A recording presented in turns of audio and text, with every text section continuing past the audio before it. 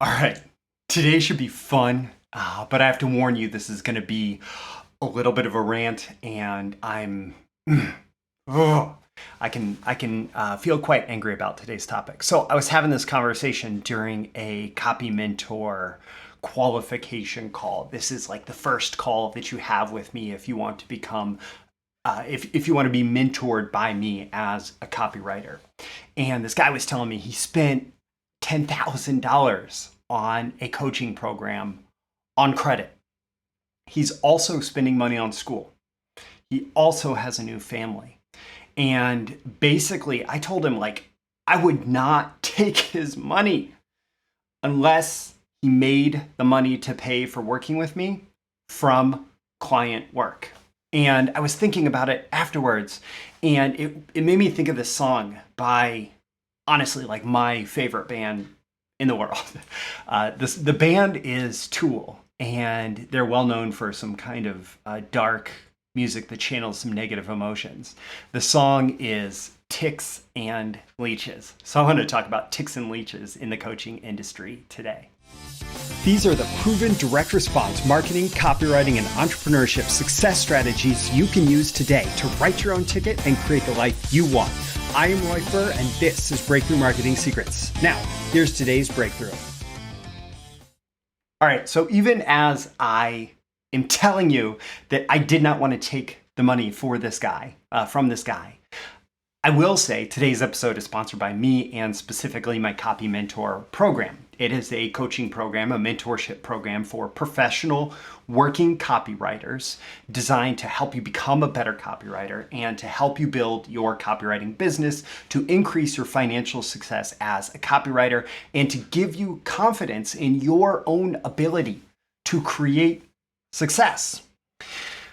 Now, there is a link in the description to the application and to the qualification call, and you'll notice the last question that I ask on that application is about making a $10,000 investment in your business. Like, where would that come from?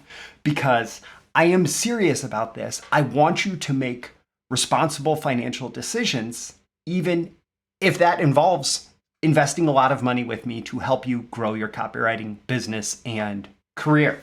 And so I don't want you to go into a bunch of debt for this. I'm not going to prevent you from putting it on your credit card if that's the way that you're going to pay.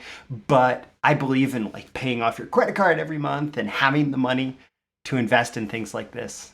If you're like, set it aside, find ways to set it aside and then go invest. All right.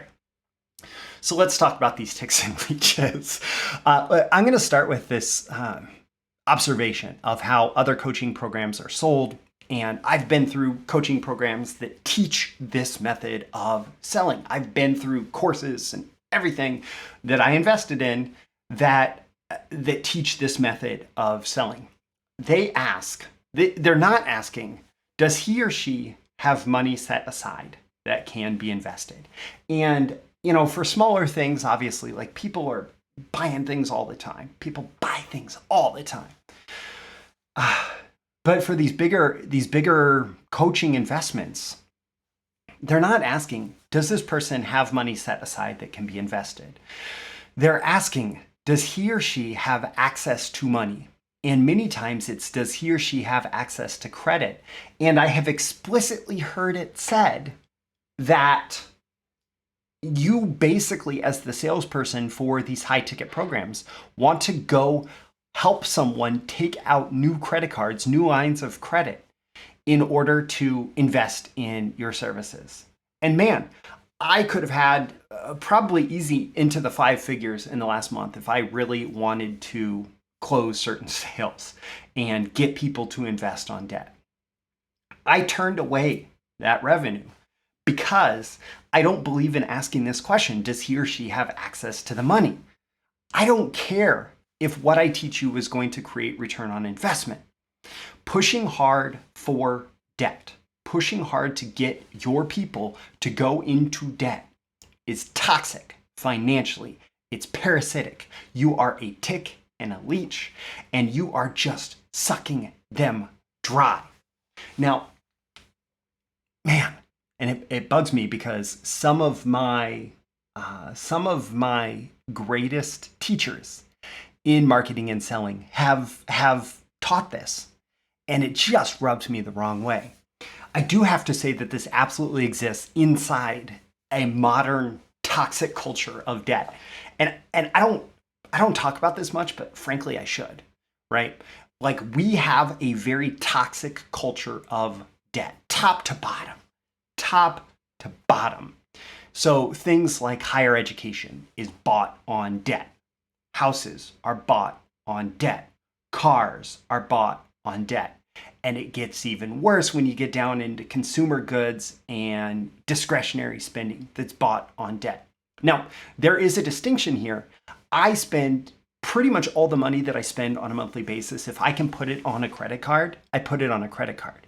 The difference is that I have that money to pay it off at the end of the month, and the banks hate me because they don't make any interest off of me. They still give me the travel points though.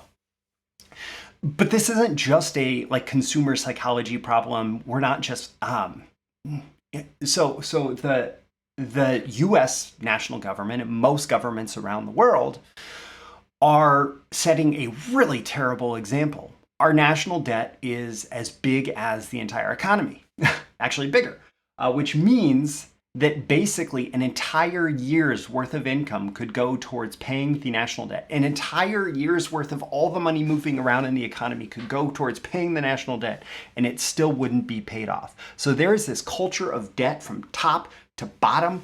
And right now, in this context where the Federal Reserve is having to raise interest rates because of bad fiscal policy, it's going to screw a lot of people because debt that was super cheap is getting more expensive, and it's going to be problematic for the government that relies on rolling over debt consistently too. It makes everything more expensive. And here's the thing. Well, okay. So when debt is normalized, it enslaves you. There's not a much better word for it, and I know that is a loaded term. When debt is normalized, it enslaves you because when you are in debt, you do not have options. You do not have choices. You have to keep paying off your debt, and you have to keep earning the income to pay off that debt. You do not have freedom and liberation. You have enslavement. The thing is that this culture of cheap debt has also contributed to asset price inflation. And so if you're going to complain about the price of houses, if you're going to complain about the price of cars, if you're going to complain about the price of consumer goods, if you're going to complain about the price of higher education, if you're going to complain about the price of all these things, a major root cause of all of that is the ability to buy that through debt, to borrow from future production for current consumption. Because if you can buy something cheaply with debt, it means that you can spend more, because it doesn't matter if you've earned and saved the money yet. It just matters if you have access to the money. And so, for example, the entire housing industry that has prices going up and up and up, that is all because debt got cheaper and cheaper and cheaper. So when debt gets more expensive, that's going to make those high prices prohibitive. And there's a saying that I got from Doug Casey when I wrote copy for his company, that the cure for high prices is high prices, and the cure for low prices is low prices. And it changes the supply-demand curve, and it's going to drive house prices down. It's going to drive the prices of a lot of things down. Recessions happen, crashes happen, all of that. The stock market's in pretty bad shape right now for similar reasons. I don't want to go off too deep into that tangent. I want to come back to the coaching industry. But again, this exists in this culture of debt where it's very, very normal. I want to talk about these ticks and leeches in the coaching industry. And what they're doing is they're taking advantage of this normalization of being in debt, of going deep into debt, this willingness and ability to go into debt. And so in the context of that environment, they just sell you the dream. If you just go further in debt, I'll give you the life that you dream of. If you just go further in debt. Oh, and don't worry, because we sell something that's going to generate ROI, so you can get in as much debt as you want, and you're going to be able to pay it off. What happens when that doesn't happen? What happens when somebody like the guy that I was talking to did not make a direct ROI from the previous coaching program that he invested in. What happens when you buy higher education that cost a fortune and the degree doesn't pay off because it's in some topic that, there wouldn't be the degree in it if it weren't for all the debt that's sloshing around? Well, it doesn't look good, but here's the thing. The people who profit from your willingness and ability to go into debt are happy to suck you dry and move on to the next one. And I have never rectified that within myself because it makes me think of these Tool lyrics, which, takes me back to the title of today's episode, Ticks and Leeches. And I have a selection of Tool lyrics, which this is funny to me to be reading these as part of an episode. But this is what it made me think of. Tool, Maynard James Keenan, the lyricist, like the music is powerful. The lyrics are often incredibly powerful. They come from this deep emotional place. And often that deep emotional place is negative emotions and anger. And they have a reputation as being this like angry dark band. They also have just incredible light and positivity in their music as well. But this song is angry and it is safe for work. There are no lyrics in here that are not safe for work. Other lyrics in Tool are not safe for work. All right, so ticks and leeches. Sucking up all you can, sucking up all you can, suck and suck. Working up under my patience like a little tick, fat little parasite. Suck me dry. Sucking up all you can suck. That's what these coaching programs are doing when they're trying to take advantage of you and your ability to get access to debt. And so continuing on, hope this is what you wanted. Hope this is what you had in mind. He's speaking to the ticks and leeches. Hope this is what you wanted. Hope this is what you had in mind, because this is what you're getting. I hope you're choking. I hope you choke on this. I hope you're choking. I hope you choke on this. Man, angry at the ticks and leeches. Kind of like I feel when I hear about situations like this. Taking all I can, taking all I can, I can take, taking all you can, taking all you can, we can take. Got nothing left to give to you. Blood-sucking, parasitic little tick. Take what you want and then go. This is the perspective of someone who's just down to their last because they've been taken advantage of so much. And I think so many people who've invested in coaching programs, these high-ticket coaching programs that promise the world, promise the ROI, that cost a fortune, that they encourage you to go into debt for this. Man, this is the stuff, like this is the feeling that you end up with 6 months afterwards when you just like have not, when you haven't had the promise fulfilled. And that's not a feeling that I want to leave you with. Like I have every intention of making an investment in my coaching program pay off, right? Like that's not it. I'm not trying to just take the money that you've set aside. I'm trying to give you ROI, but I don't want you to go into debt and rely on me for like liberation from that enslavement that I put you in. The last lyrics is sucking me dry, suck me dry. And that's kind of screamed at the end of the song.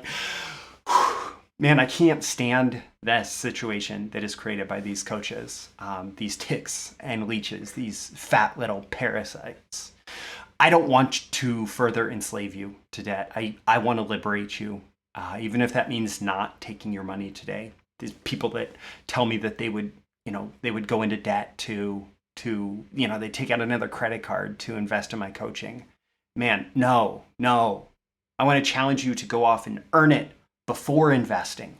Go earn it from clients before you invest with me. Go get another client. Go get another project. And that might mean that you never come back. And that's fine. This is Jay Abraham's strategy of preeminence. This is helping you make the best possible decision, even if that includes not doing business with me.